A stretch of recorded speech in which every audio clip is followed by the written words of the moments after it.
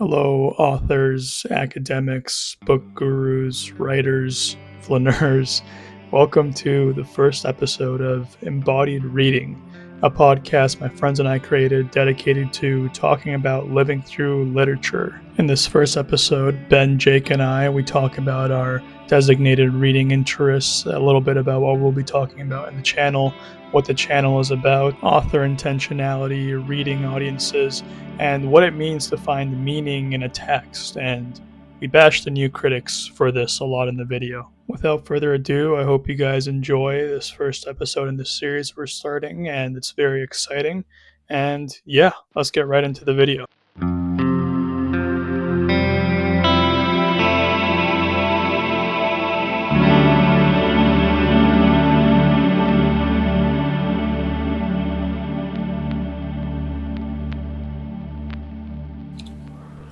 Let's sit down. Let's get all ready here.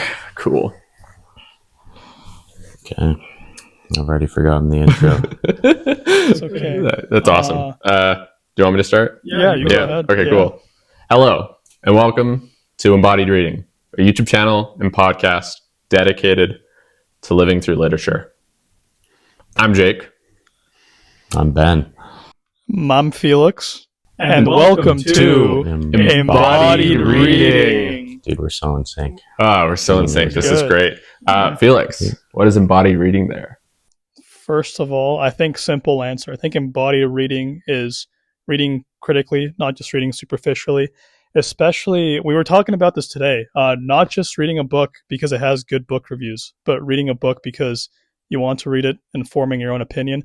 I think it's better if you don't read the book reviews and you just read the book. You just go straight into it. Absolutely. Whether it be a 1.5 star or a 5-star book.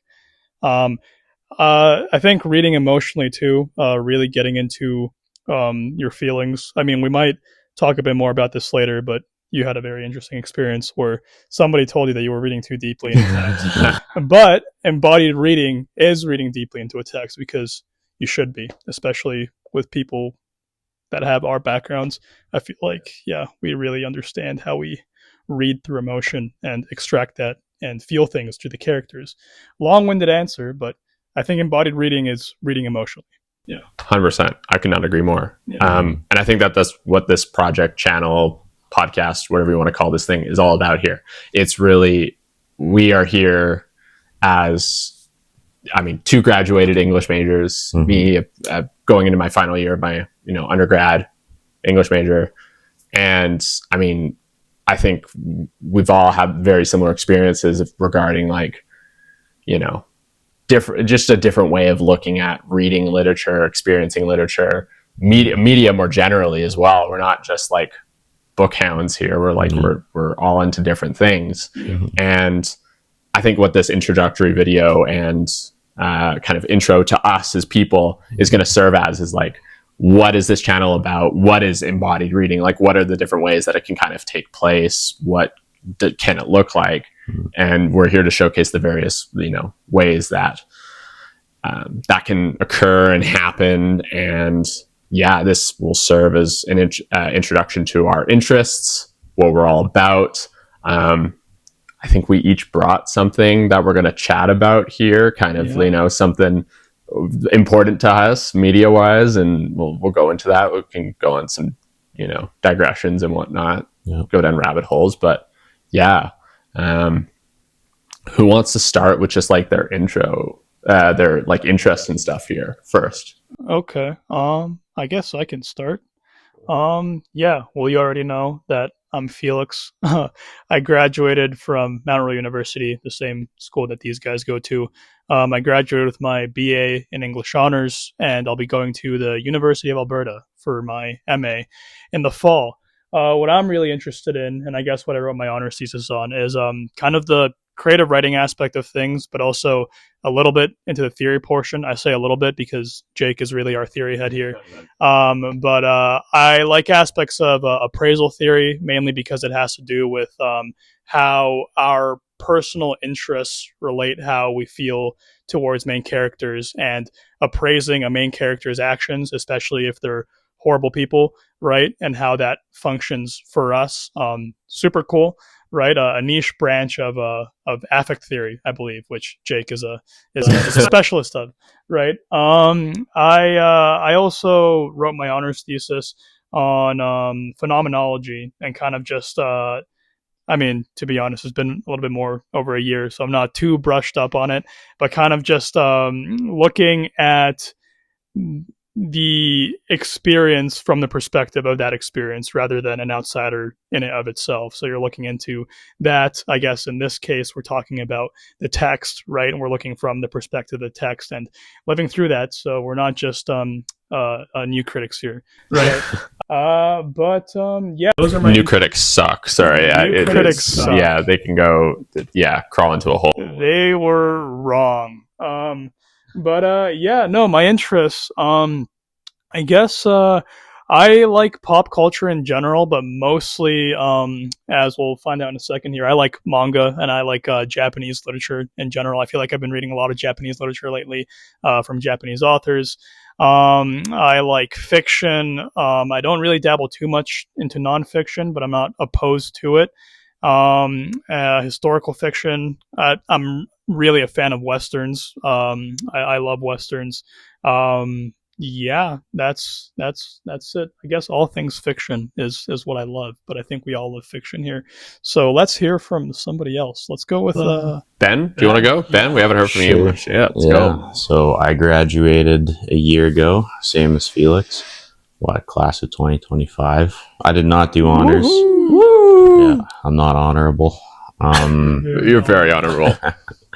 Anyways, in terms of interests, I'd probably say I'm more into like movies and video games and TV a bit more than books. I'm slowly getting back into reading now that it's not school mandated.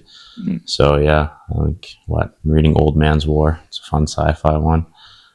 Yeah, this is a cool project. I'm trying to recall all the university theory classes and whatnot because it's been a while.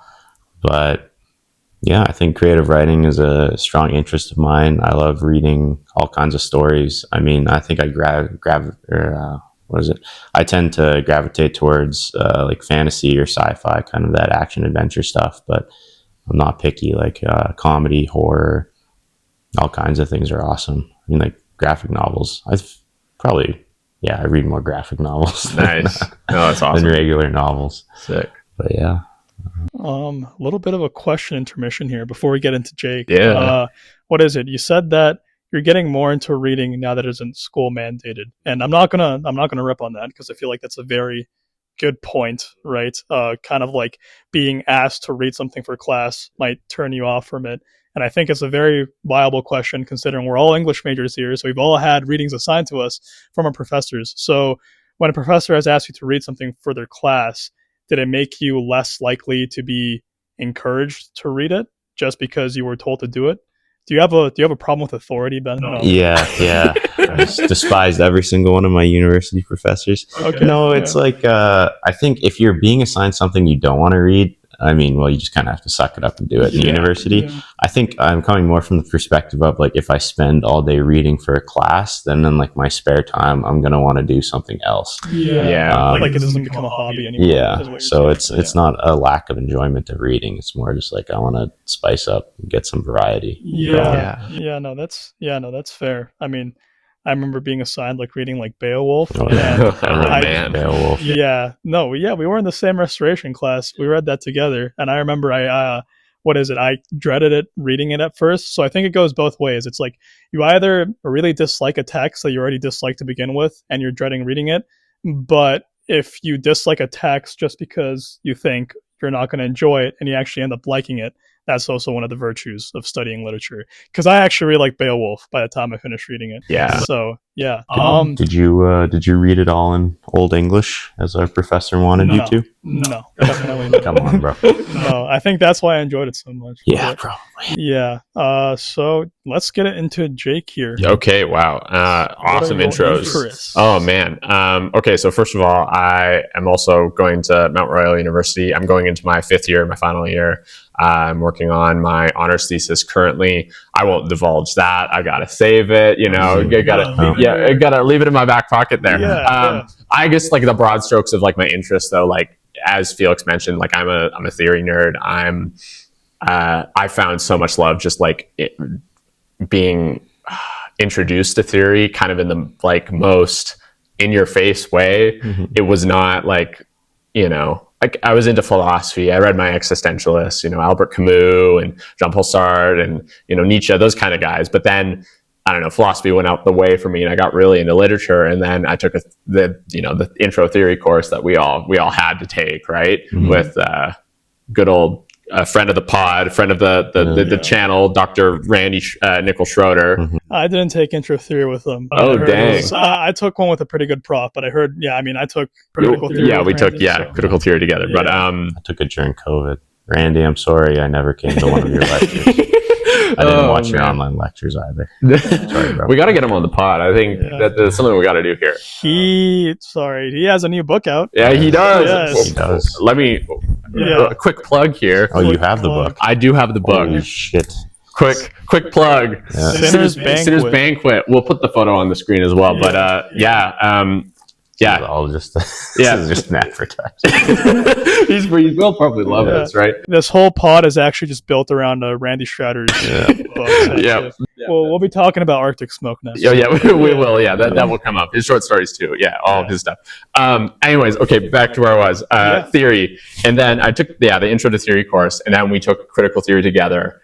And then all of us took probably like the most theory heavy course ever, which was all like based around like neurophenomenology. And that just blew my mind. And I guess like my biggest like theoretical interest is affect theory, as Felix mentioned. And I'm really, that's where the title of our channel and project came from, is all about like reading through emotions and reading with your whole body. It's not just like, what does the text think? What is it about? It's about like feeling it, like, so often we get too in our heads about what a text means as opposed to the experience of reading a text.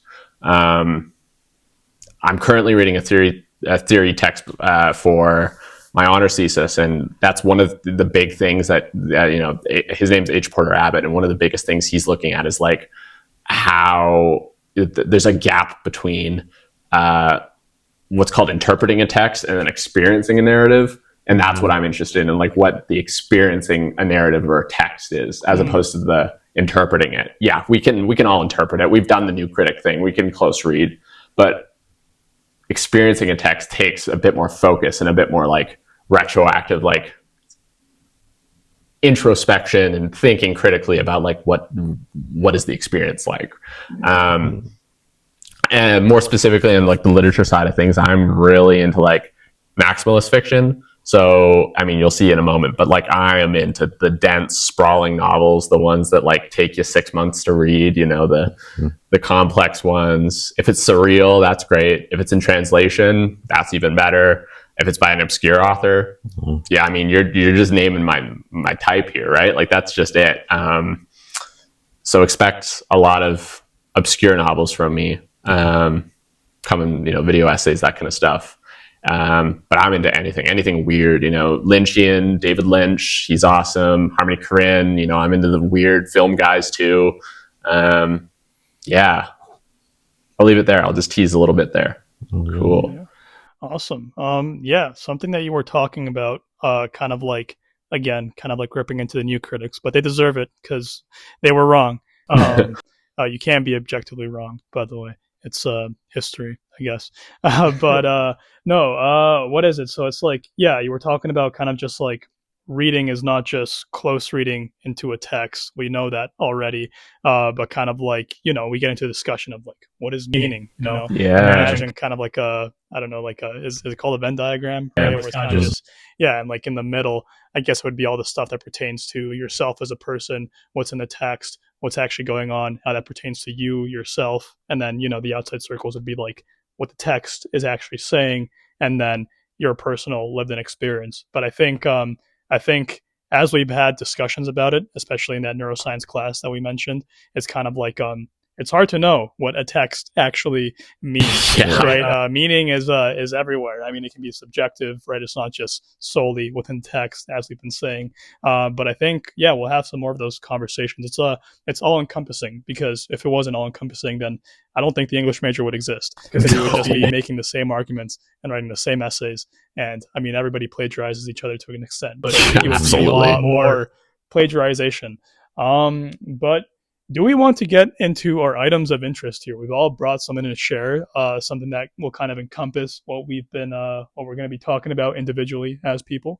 Absolutely. I think we should get into the bulk of this. For sure. I think Ben should go. Yeah, first. absolutely. I haven't talked in a minute. All right. Return of the Obra Dinn. I couldn't bring my PC here, so you get this photo. We'll zoom in for you. Yeah. You'll get a cool photo. Look at this shit. Yeah.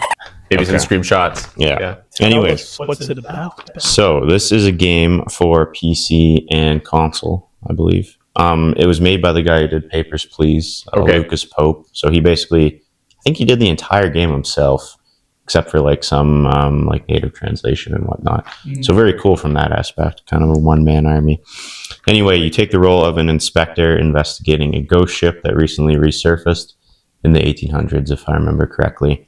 The ship is just full of corpses, and your goal is to figure out the fate of all 60 people who were on board, how they died, if they were killed by somebody, who killed them, the manner of death, and if they're still alive, where they've escaped to. And so you get a couple items to help you. You get a logbook with sketches of the crew, a list of all the crew, where they come from, what their role was. But you have to identify, a face to the name. And you also, the book will keep track of all the chapters and moments in the story you go through. And you get a special watch that allows you to go to a corpse and hear the moments leading up to the death and see the moment of the death and the whole surrounding area. Wow. So really you're going, I think there's 10 chapters in all, and each of them is multiple parts. And I mean, you start in chapter 10, it's out of chronological order.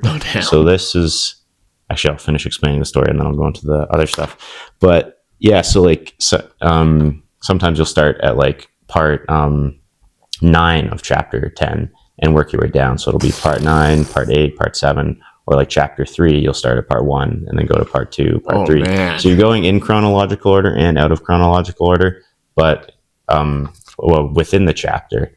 But in terms of like the order of chapters, you're bouncing around. Like it starts at 10 and then I think it goes to 8 or 9 or 7 and then to 3. So you're kind of piecing together the story of everything as you go along. So I thought like narratively it was really cool where each scene has to stand on its own, but also fit towards like the larger narrative. And then the central objective of the game is guessing the fates. And so, I mean, you get clues within the scenes, and some of them are easier than others. So like the first few scenes, as it shows you how to use the game, you use the compass you're given, and it puts you right into like the death, I think, of the ship's captain. And like you're easily able to identify him via dialogue. And there's only a few people in the scene. But then as the story goes on, there's more and more people in a scene, sometimes multiple people dying in a scene. And it's really freaking hard to like keep track. Like there's a lot of pandemonium. And then, so I think from a gameplay, and what is it? To confirm your guesses, because you guess in the logbook the fate of people. Right. What is it? It's done in batches of 3. So there's like a bit of strategy involved where like if you're sure 2 of your guesses are right, the third one you can play around with like, oh, I think it's this guy. Or it could be these 3 people. You can just like brute force it in a way. Just like keep inputting like, oh, I think it's this person, wrong. I think it's this person. Oh, that's right. Because the game will like auto confirm it. So then there's a bit of strategy there. But yeah, I thought it was really just like the temporal nature. I'm trying to think back to the neurophenomenology and all the technical terminology of it. Yeah. Well, yeah. I mean, it sounds like, I think there's a term we could use. It sounds like a disjointed narrative. Yeah, absolutely. There we go. See, they remember more. It sounds like it like mirrors the the kind of the way the brain actually, functions. But like we experience things in a linear fashion, right? Yeah. But behind the kind of the tissue of the brain and like all the how we actually perceive things, what's happening is it's just like a mess. It's just a web of things happening. Yeah. It sounds like just as like you as the character is trying to, it's almost like a detective story, right? You're trying to piece together. It is a puzzle game, and right? I think what you said just put like kind of order to my thoughts. Like you start off in that tutorial level, and then it's like right into a Kraken attack. So, wow. I mean, you're experiencing the narrative in two ways, right? Like as the player, I mean, your objective is to figure everything out. So you're kind of in like sleuthing mode, and you might be like putting the narrative second, right? But then there's also, I mean, like the game has to keep your attention. So there's like the story in chronological order, which as you progress through the game, you'll unlock all the scenes. Right. But then there's like actually the story as you're experiencing it, which is all out of order, but it has to keep you entertained and keep you hooked. But also makes sense that once you go back and watch everything, like it all slots into each other. Yeah. So I think that's a very hard thing to do. So kudos to the game developer. Yeah, I guess. Yeah, I mean, I guess you could also say, like, just from what I'm hearing, I haven't played the game, but it sounds like it's playing on like your introspection retrospection circuit, right? So it's kind of like your ability to anticipate something, right? The surprise factor, but also the pattern factor, whereas I guess it's just kind of like mixing up the pattern. But also if you played the game, like I'm guessing if you play the game a lot, right, you would able to kind of like piece together some of those patterns and mismatch them in different places, even when the game is trying to actively surprise you, right? That's really cool. It's like it's almost like a noir. You know who else writes noir? Randy Nikkel Schroeder and his new novel. Yeah, I don't know if we told you guys. He has a new book out recently. It's Sinner's Banquet. It's pretty good. Also author of Arctic Swim. No, it does. It does, just from the sounds of it. I haven't played the game, but from the sounds of it has a lot of the same like elements of your classic mystery, crime detective kind of thing, which is, I mean, a huge passion, like an interest in mine. I think what's interesting too is that, again, you were talking about surprise as well. I think it does, from the sounds of it, this fine balance between order and chaos, like to use that language.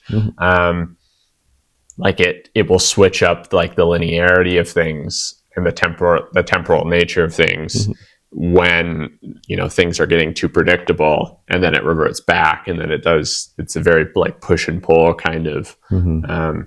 I think it's sounding like a puzzle game is also interesting because it's like on top of like the gamer, you're trying to piece together everything.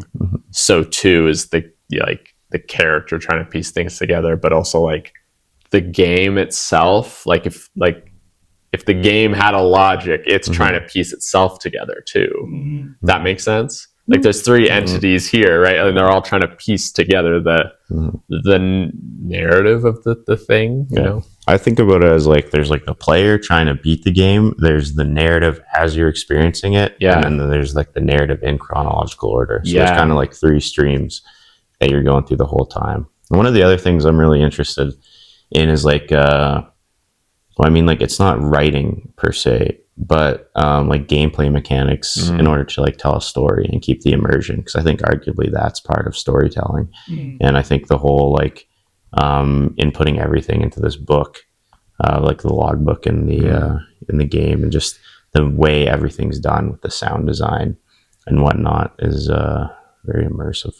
Absolutely. No, I think that idea of like thinking about gameplay mechanics is particularly fascinating. I mean, like that's something I've never even. It's almost like looking at like if you're looking at a book or like looking at a film, it's like the different video techniques they use. Like, are they tilting the camera a certain way? Are they like tracking it in? Like, it's like that. But I think like the example I always use is Doom Eternal. Like just full pivoting into another game and genre entirely. But if you're unfamiliar with it, you're the Doomslayer just shredding through demons from hell, and this guy's a one-man army. And in the second game, they make a real emphasis on you have to use like every single weapon in your arsenal, of which there are 8, and then also like flamethrowers and grenades and whatnot. So then there's 3 more options of like chainsaws and grenades and all this stuff, but every enemy is weak to a certain type. So you're constantly switching between all these things, which both challenges the player to keep track of like all these enemies and experience like the frenetic combat.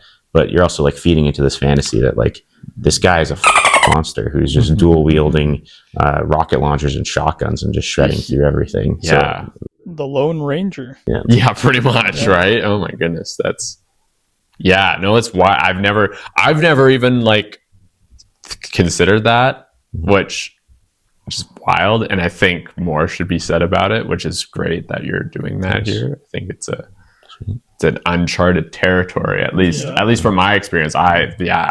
Yeah. No, that's awesome. Yeah. I think we got the right guy. Absolutely, right? yeah. Is there anything else you want to share? I'm quitting while I'm ahead. You guys have sung my praises. It's time for one of you to talk. You're cool. You can go. We can go in like order of, because I went first last time. So. Okay, sounds good. Yes. This will probably come as no surprise to anyone who knows me at all. I brought Roberto Bolaño's magnum opus, 2666. Let's go. Woo! Yeah. Roberto Bolaño. How many pages is that? This copy is 898 pages. Dude, you could kill somebody with this thing, guys. Like, I don't think the camera is doing it justice. No. Like, you hit somebody with this, they're going down. It's doing some damage. It's a brick. I mean, where do I start with this beast? I mean, first of all, Roberto Bolaño is probably my favorite author of all time. Like, he's up there with Thomas Pynchon, It. He's like a comfort author for me. But yeah, Roberto Bolaño is just so special. And this book, I have a very interesting story to tell about it. And yeah, so I started reading this in, it was either late August, early September of 2024. 2024. Yeah. 2024. And I only finished it February 2025. So I don't know how long that is. That's like 5 months, 4 months, something like that, right? Yeah.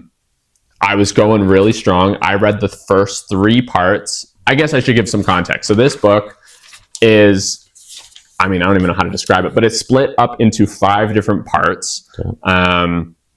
Roberto Bolaño originally, from what I know, wanted it published as 5 different novels. He was literally writing this on his deathbed. He was chronically ill. He was dying. He wanted to publish it in 5 different versions to provide money for his family. But then when he finished it, he died, technically published posthumously, I believe. They ended up publishing it as one massive volume.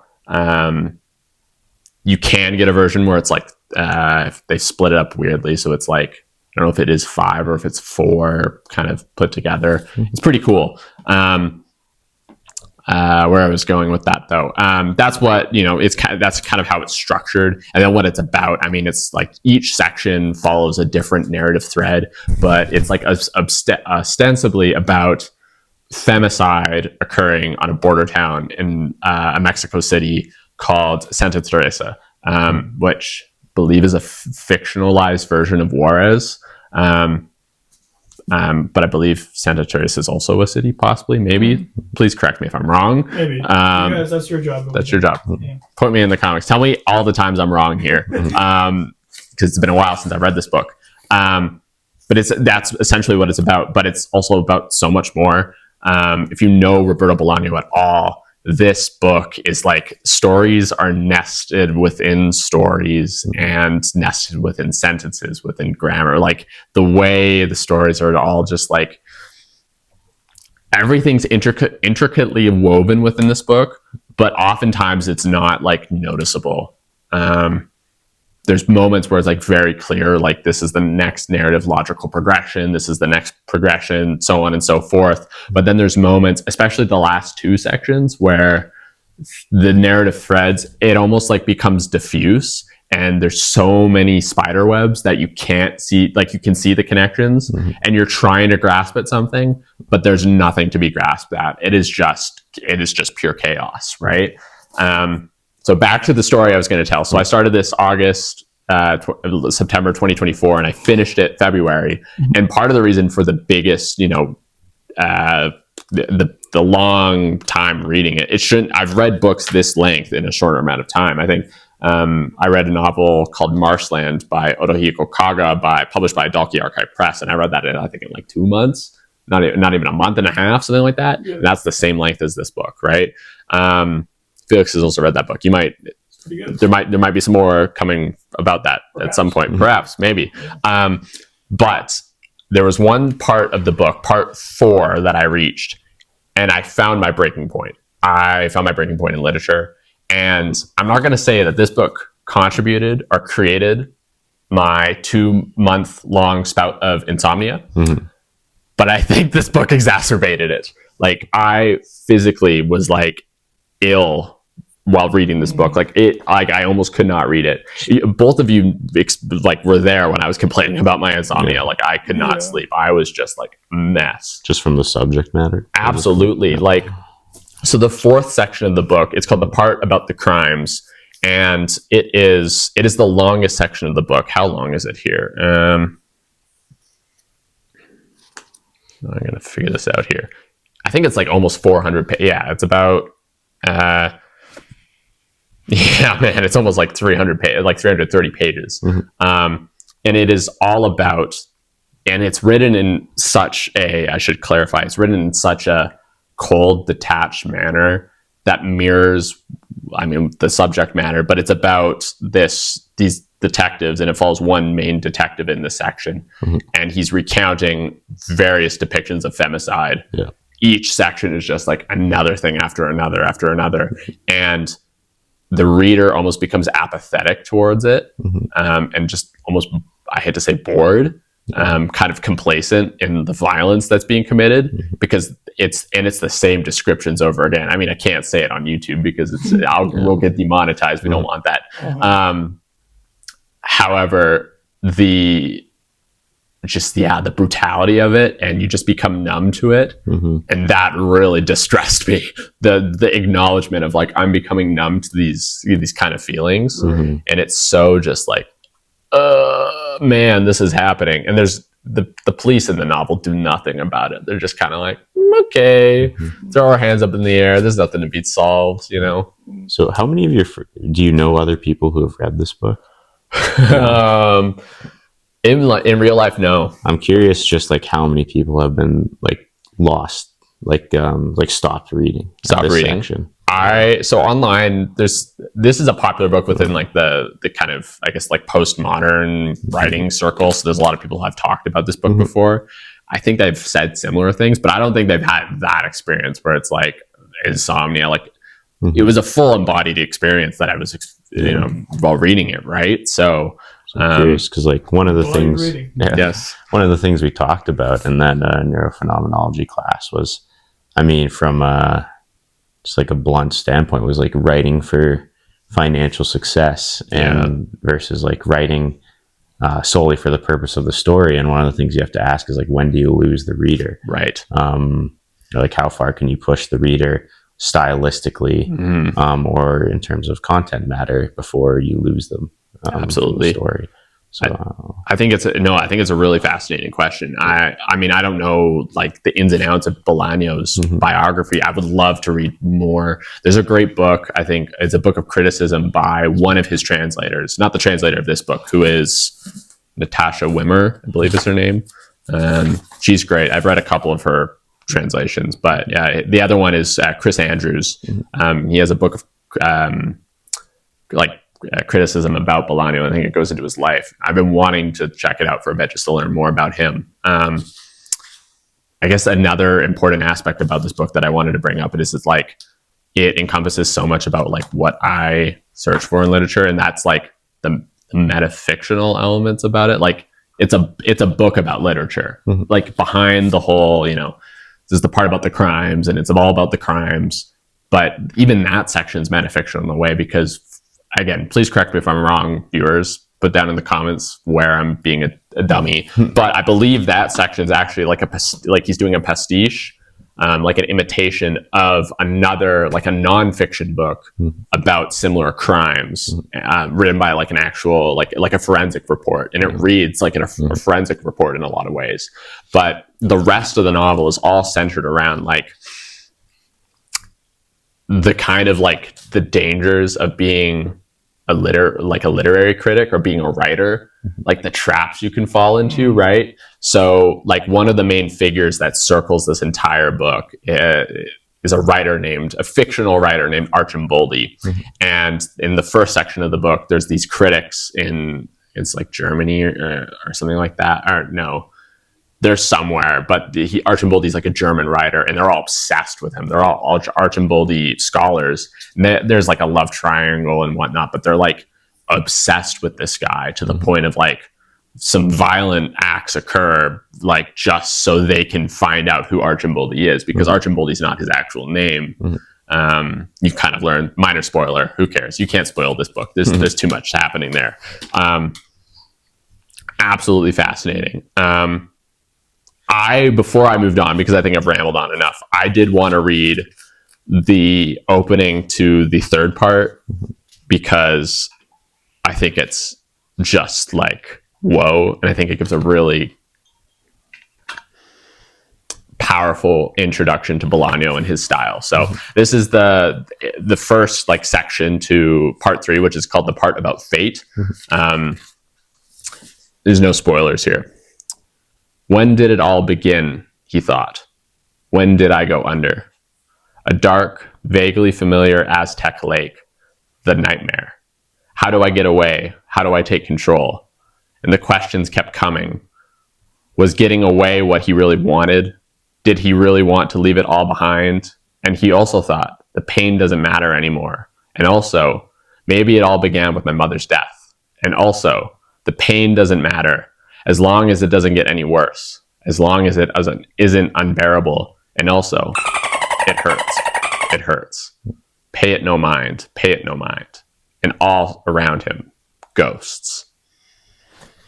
I think I'm going to have to borrow that from you. Yeah, you could definitely. We've been talking about how I've been meaning to read some of your book recommendations, especially Roberto Bolaño, because apparently we look alike. Maybe I'm reincarnation of Roberto Bolaño. Let's see where.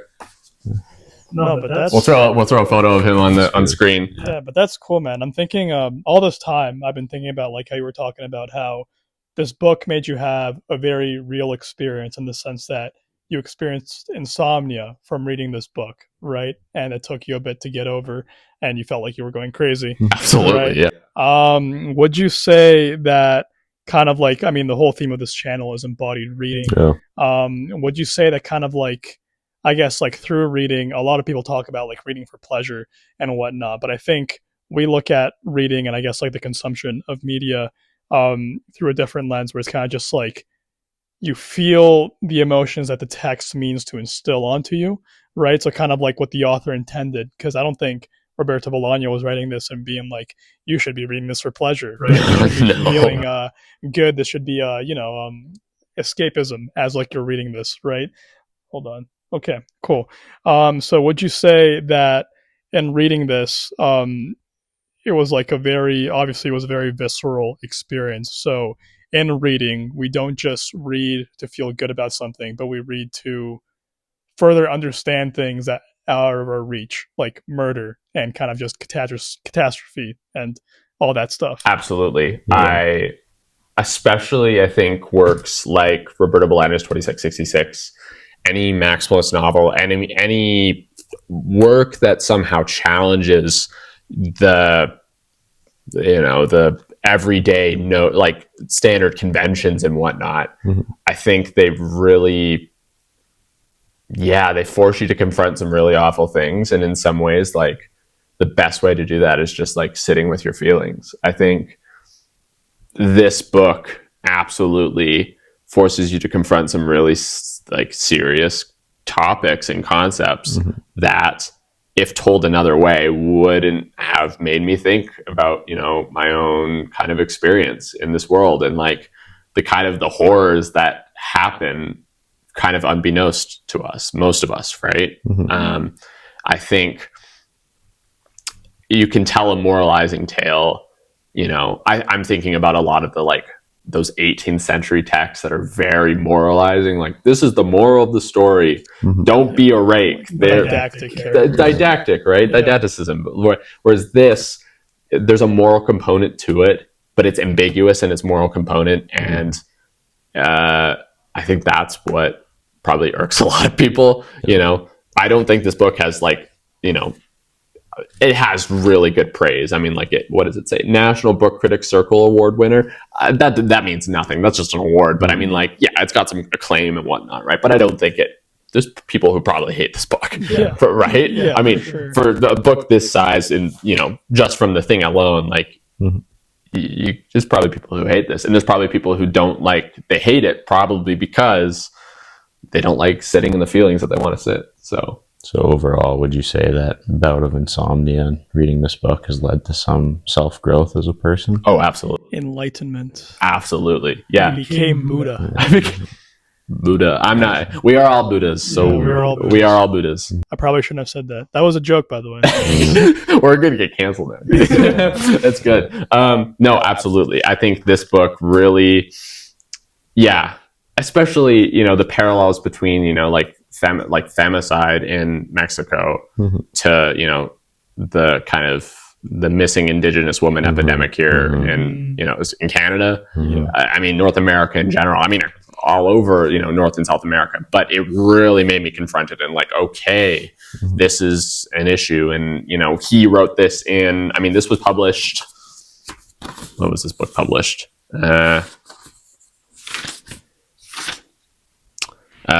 2004, but I think it was written like through the 90s and stuff like that.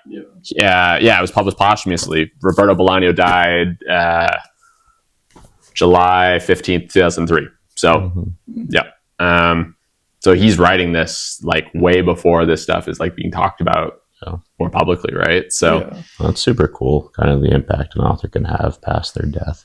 Like, absolutely. I remember, going off kind of like self-growth through literature, like for the topic of, let's say, like Remembrance Day as a holiday. Like, growing up, obviously you place importance on that day, but it's not as, I don't know how to say this properly. You have a healthy respect for the day, I think, but it's like there's a bit of separation almost. And then I remember in high school I was assigned a book called The Wars by Timothy Finley. And it's about like a soldier who goes off to war in World War I, and just his experiences training and all the war that happens to him. And he only sees combat, if I'm remembering the novel correctly, for like days in the end. And it's just a horrible, horrible thing. And I think that was the first time I read it, and I was like, holy shit. Like, like Remembrance Day has like a lot more meaning to me now. And even though like I personally don't know anyone who's gone off to war, like that book I think gave me like a little bit more of an insight. Yeah, absolutely. Yeah, that's I like building off that. Like that's been a huge gap, unfortunately, in a lot of my like reading is like I've watched war films and I've read a few war novels, but it's something I've been wanting to try to read some more of, just so I can have insight into it. I've read like novels circled around like conflict, like Gravity's Rainbow by Thomas Pynchon circles around World War II, or like there's some novels like a lot of the 60s novels circles around the Vietnam War and stuff like that, right? But nothing like directly, this is from the perspective of like, the only one I can think of is Johnny Got His Gun, right? Which I lent you, which is like a horrific novel, but yeah, it's a gap, and I think it's something I want to engage with more. So, thanks for bringing that up. No, it's absolutely sure. Yeah. All right, pal, you're up. You're up.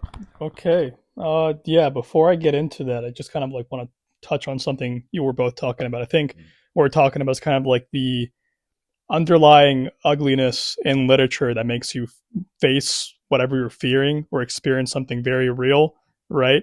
That's kind of like the beauty inherent in it, especially as it pertains to like real world issues, what we're talking about, like Remembrance Day, right? As a kid, you just think it's like any other holiday, awesome, maybe we get the day off school or something. But, there's then you find out as you're older that there's like an underlying ugliness there, right? The reason as to why the holiday is what it is, right? But yeah, okay. I think I'll just I'll get into Jump right into it. what I'm talking about. I think we all chose to talk about something a little different, so I went for something a little different. I was gonna go with something else, but I got Jujutsu Kaisen Volume 1. It's pretty mainstream. I don't think there's a lot of people out there that don't know what it is. But I mean, if you're not kind of like a manga enthusiast or a manga reader, it's a shonen. That's its genre. What a shonen is, put into very simple terms, is kind of a tale for young boys, essentially, right? It's a heroic narrative. You think of the hero's journey and all that stuff. I feel like shonen had a pretty interesting start, especially if you're like looking at like older series such as Dragon Ball and whatnot. Yeah, Dragon Ball's cool for a lot of reasons. But I remember watching Dragon Ball back recently, a couple of years ago, and I was thinking that it kind of like lacked a lot of the like narrative elements that I enjoyed as an adult, were essentially 80% of Dragon Ball, and you guys can correct me if I'm wrong in the comments, but it's just men beating the out of each other, right? Yeah. And that's what makes, that's why shonen is what it is. It makes, the young men go woo, right? Because fighting, we love conflict, right? Yeah, but Jujutsu Kaisen is it's a modern shonen, right? I think it debuted in 2018. You guys can correct me on that if I'm wrong as well. Or it has a lot of the narrative elements that I find that older shonen were lacking. But it's about a young kid. He's 15 years old. His name is Yuji Tadori.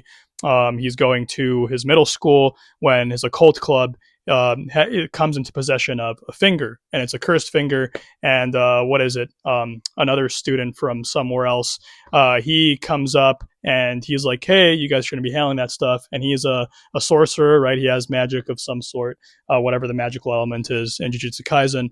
And a conflict ensues. And in order to get stronger and help this new friend that he's encountered named Megami Fushiguro, Yuji eats the finger, and he realizes that up because he just ate the finger of the strongest curse, right, in all of history, called Ryomen Sukuna, who's partially based off of like urban myth and also kind of just Japanese folklore as well. So it's really cool. He goes on this quest to eat all the fingers, and through eating all the fingers and fighting all these curses, he experiences more and more trauma. So the world as he knows it, as a kind of a budding youth expecting to save the world and go on this hero's quest, is gradually broken down. And I feel like it becomes the story of a child soldier, and it's that much more depressing.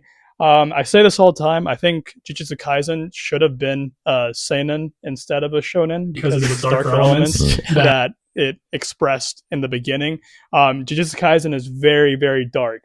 But the ending, I'm not going to spoil anything, but the ending felt kind of undeserved, expecting kind of like, especially following kind of like the introduction of it and kind of setting this darker tone. It should have been something else. That's what I'm saying.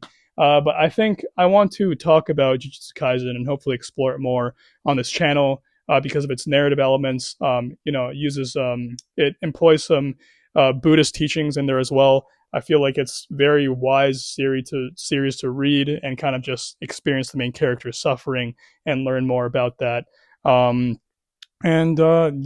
just think it's really cool. I also just think it doesn't get enough credit. I feel partially bad for the author Geike Akutami because he came out with a statement after he finished writing the series, kind of just being like, "I know you guys expected like a different ending, and I'm sorry I wasn't able to deliver it. The truth is, I'm not a smart person." But I think you can look up the statement online. That's crazy. And it was very sad. I was very sad reading that because it made me feel bad for the guy.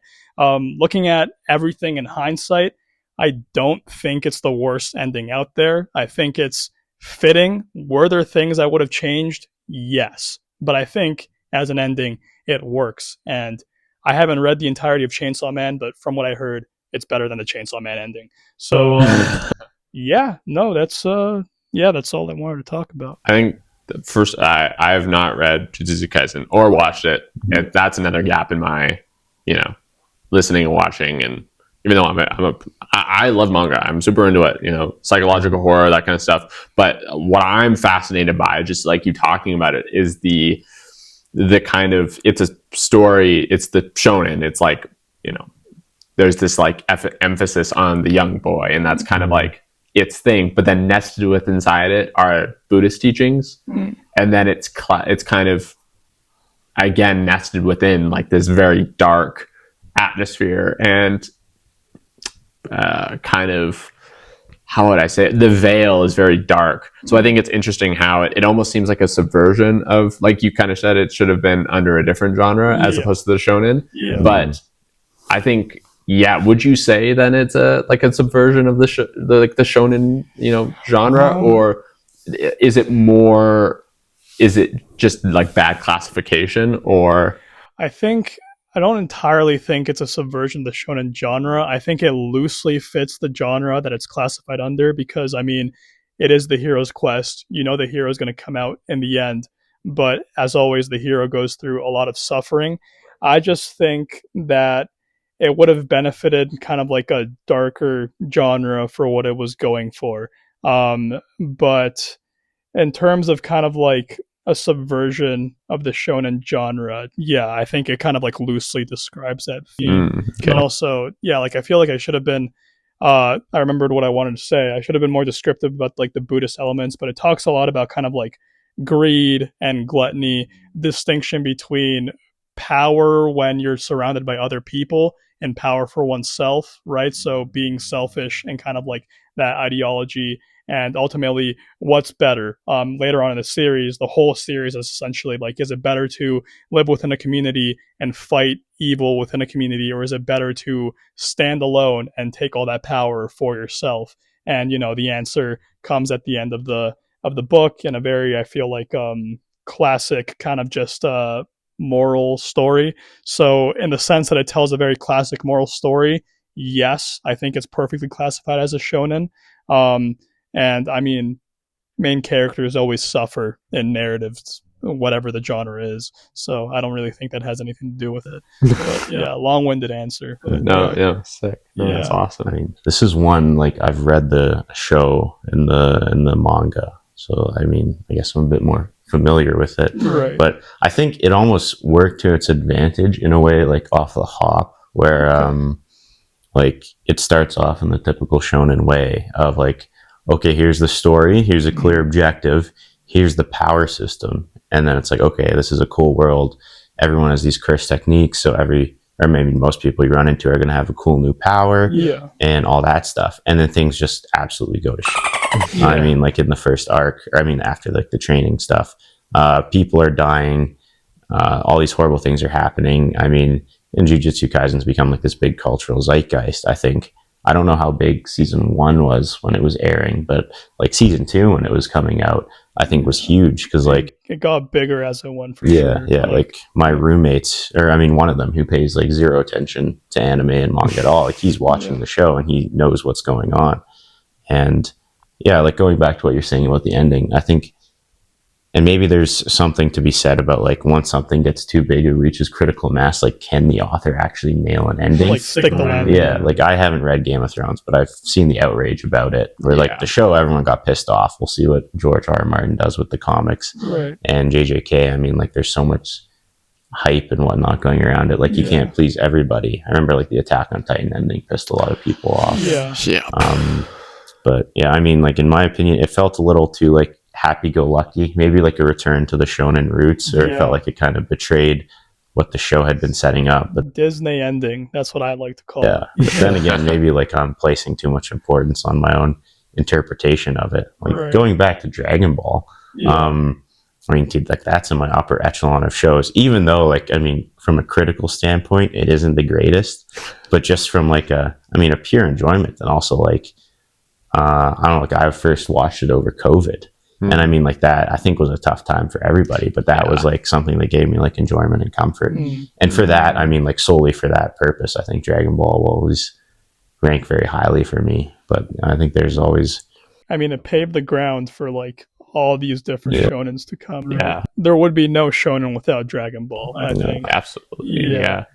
But also just like the, I think like reading or experiencing a story of any kind. There's like the story itself and the emotions the author intended to evoke, but there's also the importance like you yourself place on it, and the like the emotions it releases in you solely based on your life experience and like the catharsism of the story. Yeah, I think I wanted to make a comment because I don't feel like I entirely answered your question. I just rambled a lot. But kind of like, if it is a subversion of the shonen genre, like I did say, like loosely, but the reason I say that, and spoiler alert, right, as Ben said, right, it's like you get kind of like to part way of the first arc and you meet this character called Junpei, right? And for example, in a typical shonen, Junpei would join the good guy's side and everything would be fine. He might have a death fake out, maybe, right? And it would be believed that he was dead, and then he's like, oh no, I'm fine, right? And then he comes to join the good guy's team. In Jujutsu Kaisen, they built it up to feel like that was what was about to happen, and the expectations of an audience, especially from an audience that is well read and shonen, they were like, okay, yeah, this guy is going to be alive. And then Junpei just gets immediately ripped away from the audience in one of the most brutal ways possible. And the show constantly kind of like holds itself to that standard. The feeling that all of these people could die at any moment, right, is what made it feel a subversion of the shonen genre, because people don't really die in shonen. At least in like all the shonen I've ever read, people don't truly die. But in Jujutsu Kaisen, some of them do. Maybe towards the ending, that's not that true, but I'm not going to talk about that. Yeah, that's why it's a hard question to answer, because it's very loosey goosey. I think it pretends to be a shonen, but it also pretends to be something else. Like it wants to be something else. Interesting. Yeah, Gege, you did a great job. Don't beat yourself up too much. Landings are hard. So another thing I want to touch on, that what Ben was talking about, is that I feel like in the manga industry, at least the way it works in Japan, these series are very hard to make, because if you're working for a company like Shonen Jump, if you're publishing under Shonen Jump, you have to meet like a weekly schedule. So the story is ongoing in your head. You might have a loose idea of, okay, how the story starts and how it's going to end, but everything in between, you just have to figure it out as you go, right? It's a very tough work schedule. The author got sick so many times writing this just because the workload was so demanding. I think one of the last like chapters, which a lot of people give him on, was only 7 pages long. That was it. We got 7 pages for the entirety of the chapter, and it was because like, oh yeah, sorry, I'm in the hospital again, I'm sick, right? So it's a very demanding industry. And in terms of like sticking the landing, right, we're talking about Game of Thrones and all these series where it's like an audience has an expectation, a perfect expectation, like an idealistic way of how it's going to end, and it doesn't stick that. I just think it's because like shonen, it just doesn't, it can't do that, right? Because it isn't given the space for an author to properly write the story in the way the audience wants it. Of course, as a writer, I mean, you don't have to play to your audience's expectations all the time. You can subvert them, but in this instance, I feel like a lot of people hated the ending. That, like, going off that, like another like final point, like combining what Ben you said about like finding like media can also be like, it's important to look at just like the pleasure of like watching or reading something. Like, yeah, there's something so enjoyable from it. But then also, like, the just hearing you talk about the extreme, like I knew manga, like putting up manga and anime for sure is like a tough industry, but I didn't realize it was that hard, like weekly. That's crazy. So it almost makes me think like we can't expect like any moment of subversion or disruption within like a traditional narrative within like a manga structure like Shonen Jump. We should be grateful for, because they're kind of, they have to use tropes. They have to rely. It's easier to stick with like a linear storytelling. Right? Absolutely, right? Like you couldn't do a Roberto Bolaño 2666 in a Shonen Jump. I would love to see it. I think that would be sick. I mean, it would take a genius to pull it. Right? But like, it's just, it makes me like, I have so much respect in that sense. And it also makes me think like they're almost smarter writers in that sense, because they're like, they know what works, they're working with what works, and then any moment they can to like kind of disrupt it in some way or some form is just like genius. It's just like they interject kind of these moments of like, that's different. Yeah. I have I guess a question, and maybe this is a cruel thing to say. I think maybe, but do you afford the author grace? Because you're taking the holistic approach in this. As a fan of JJK, you're following behind the scenes. It sounds like more than just reading the chapter each month. So if you didn't know the demanding production schedule that they have in Japan, and you didn't know that he's sick, you weren't reading the author's notes, would you approach it a lot differently than knowing this guy is struggling to get these chapters out? For example, some kid might read this 20 years down the line, and he reads the collection of the final chapters, and he's just thinking what the fuck, this went off the rails. Versus you knowing a bit more behind the scenes. Do you give the author more grace in your critical review of the series, or do you approach it as it is, in a vacuum? I think that's a great question. I think I definitely give the author more grace, just because of, all of us here are writers, right, as well as English students. Yeah. We know how hard it is to write a story. It's very hard to write a novel, much more an entire series, right? I can't expect this demanding work schedule. I wouldn't even be able to work in such conditions. I think I would die before I even start, right? You're expecting me to come out with something compelling that looks good, visually appealing. You're not just reading it, right? It's several different kind of modes that you're absorbing this, right? I wouldn't be able to come up with that. So yes, I give the author more grace because of the circumstances that they're publishing this under. But the other question you asked me, it's if I didn't know any of this, no, I wouldn't expect to give the author that much grace. I would be angry, right? I would be angry as a fan. I'd be like, dude, this ending is right? It's why did you come out with this, right? It's it's been building up to so much, right? But I also think it's I think people's expectations are also skewed, right? I just don't think it's nothing is as bad as you think it is, right? I think it takes kind of deeper interpretation and analysis. Even if somebody else might tell you that there's nothing there, I think there's always something there, right? Yeah. So yeah, I don't know. Yeah, I wouldn't give the author grace. I would be angry. But because I'm fortunate enough to be in the position I am and to be a writer myself, I know how hard it is. So that's why I choose to give the author grace. I feel like we should always give authors grace to an extent, especially if it's something like Shonen Jump or maybe something smaller. We live in Calgary, so there's a lot of local presses around us. Just the other day, I was talking to Jake about, I read a book from a local press, and it kind of had a lot of grammatical errors, right? But you have to take into consideration that if it comes from a small press and maybe, the team is understaffed, right?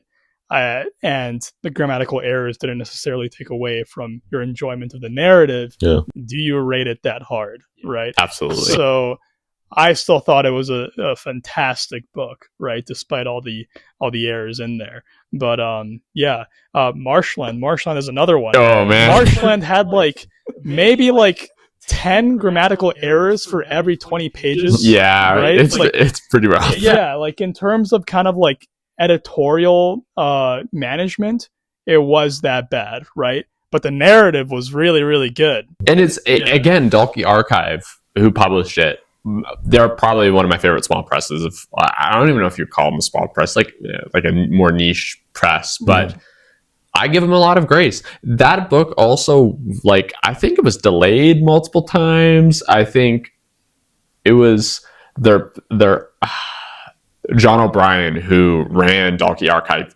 passed away, and then they had to recover everything from his computer, but they didn't have everything, so they had to scan old copies of the book in PDFs to make the editions of the books that they're gonna once they revive the press. It was a whole ordeal from what I've heard. I give massive props to whoever worked on Dalkey Archive at the time. I think Chad W. Post, who runs Open Letter Books, I think he was one of them. Will Evans from Deep Vellum, the Deep Vellum Press, he was also spearheading that, because Dalkey Archive's now under Deep Vellum. I have so much respect for anybody who works in small press industry, especially press like Dalkey Archive that's putting out slightly more experimental or niche works. I put my hands up, okay, I'm super impressed. Bow down, you got everything. So that kind of makes me think of, circling back to Bolaño for like one final dime here. Knowing, like, I think, yes, if we didn't know both as readers what the authors were going through when they were writing these pieces, right? Like if I didn't know Bolaño was sick and, dying when he was writing this, and his kind of like financial kind of concerns, would I still appreciate it for what it is? But I also think as readers, there's a bit of like due diligence that we have to take in knowing a bit about the author, right? I think you can read a work and not know anything about the author. Like there's a handful of books I've read. I'm trying to think of one off the top of my head where I know nothing about the author whatsoever, just because they're like, I mean, Thomas Pynchon's a great example. He's a recluse. Well, recluse, like he's around and people know him and see him, but he's not public about his life. No, very few things. Other than he worked at Boeing, like that's what they know, right? Like it's a few things. There's one photo of this man ever, right? But you still, like, you also get so much of his life through his reading as well. So I think knowing that like he was sick helps the reading, but also like even if you like the narrative enough, you would be interested in like, okay, who's the author, who's the writer, who's the artist, whatever it is, right? Yeah. Like. So you would argue for the intertextual, holistic approach. Absolutely. I think it's not like a one-way street. Not everything comes from the words in this book, right? Like, I guess follow-up question. We've also been yapping for an hour and 5 minutes. So we might have to wrap. I really hope this saves on the phone. But would you have a preference between like reading and discovering as you go along, and then looking back, figuring out all the references, or knowing everything kind of going in? Because I think those are definitely two different experiences. Because if you don't know the other texts of books or things a book's referencing, like you were saying, the forensic support in your book, then I mean you're kind of left to like piece together the meaning on your own, depending on how heavy the reference is. Versus, I mean, going in, knowing it, and then maybe you'll be like, holy shit, this is so smart, and get a lot of additional meaning from it. But the story does not have the same impact that it may have the other way. Yeah. So to use Bolaño as an example, I knew his life story before I read it because I was interested in Bolaño as a figure. This was also the first Bolaño book I read. I do not recommend that whatsoever. maybe except for like a few people like Felix. I think you could definitely read it. Ben, I think you could probably read this on your own and be fine. But for your average reader, no, don't start here. But I looked up Bolaño. I was interested. I mean, he died like 10 days after I was born. So that was kind of an interesting, like, whoa, okay, kind of, I felt a connection to this man, right? Just through that. The forensic report thing I learned after. I only learned that like a year ago, and I was listening to a podcast where they were discussing this book, and some scholar brought it up, and I'm like, huh. That's why it's so this way. And it's very, I think I've reread a couple portions of it. I have not reread the whole thing because I need some time to like sit with it before I dive back into it. But I think if I reread it again with that knowledge, I would be like, whoa, this is super interesting. But then some of the other references made total sense, right? Like there's a whole section in part 2 where there's actually illustrations in the book, and they're nonsensical, and they have to do with like connections between philosophers and whatnot.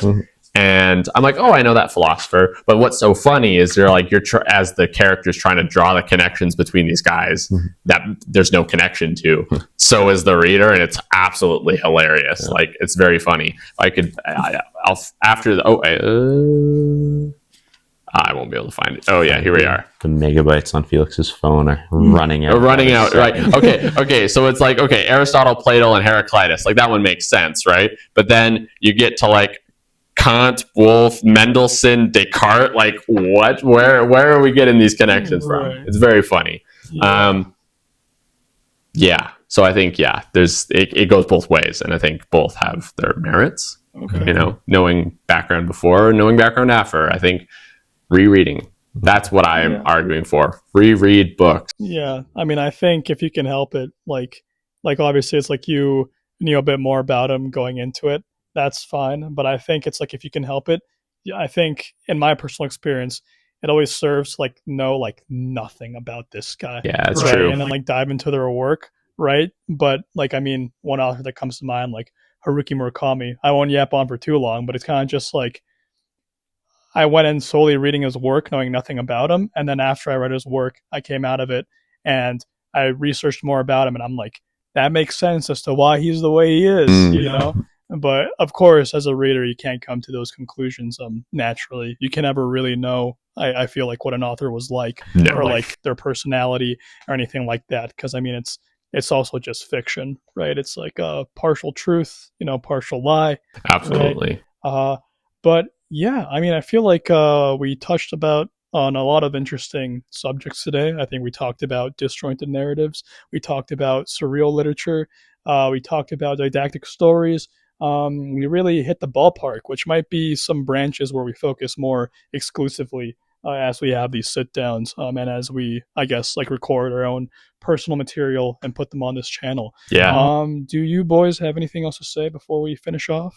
Yeah, I was just going to say what you can expect from us are more videos like this, podcast style, where we sit down, chat, have a good time, might have a beer, coffee too, something like that, right? But then you can also expect personal videos from each of us, essay style, something like that. Sorry, we're just all looking at the time, seeing we've been yapping on for way too long here, longer than we expected. That's what you can expect.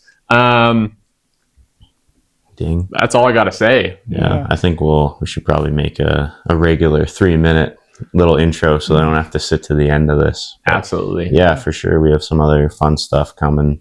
Like the traditional analysis, but also just like the discussions, like so much stuff we've talked about today. I kind of want to investigate now. Yeah. Like, for example, like shonen as a schedule, like how, I mean, the author has to juggle the overarching narrative and also like that week to week, how do I hook someone in and have that big bombastic moment to keep readership up? Absolutely. It's making me think of like, we're bouncing all over the place. Invincible now.